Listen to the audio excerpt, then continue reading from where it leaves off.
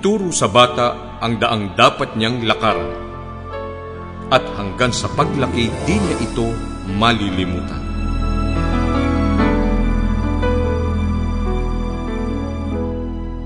Mga magulang, huwag ninyong ibuyo sa paghihimagsik laban sa inyo ang inyong mga anak dahil sa malabis ninyong kahigpitan. Sa halip, palakihin sila sa tuntunin at aral ng Panginoon. Ituwid mo ang iyong anak habang may panahon, kung hindi ikaw pa ang nagtulak sa kanyang pagkaparoon. Siyang nag-uurong ng kanyang pamalo ay napopuot sa kanyang anak, ngunit siyang umiibig ay nagpaparusang maminsan-minsan.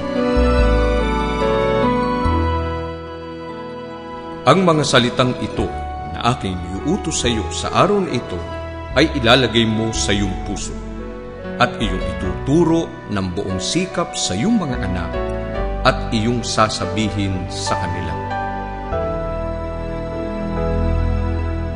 Alalahanin mo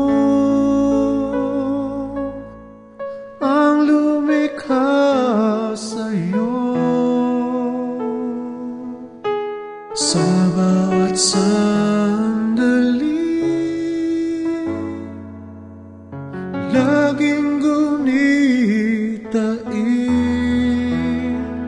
Diyos natin.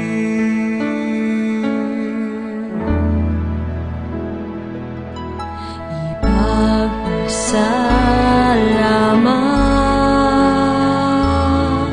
pag-ibig niyang wagas,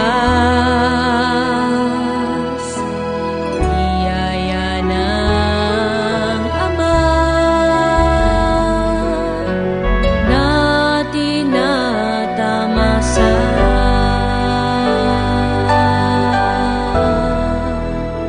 sa buhay.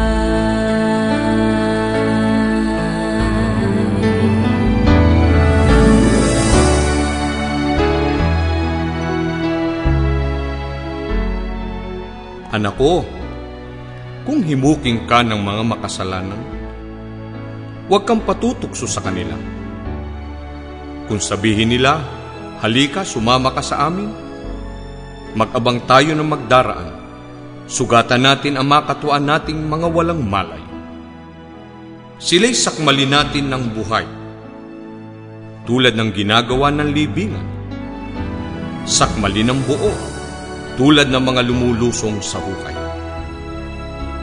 Samsamin natin ang lahat ng mahalagang ari-arian nila at punuin ang ating bahay ng ating masasamsam.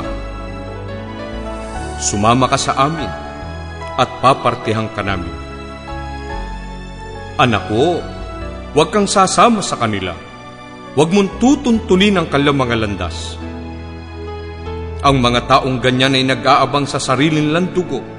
Sarili nila ang kanilang ipinapahamak. Ganyan na nagiging wakas ng mga naghahangad ng pakinabang sa pamamagitan ng masamang paraan. Ibinubulit sila sa sariling kamatayan.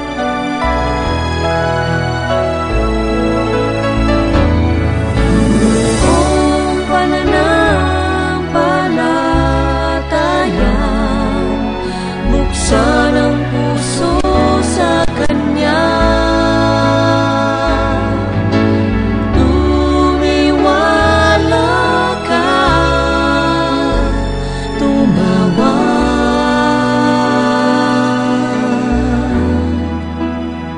sa Kanya.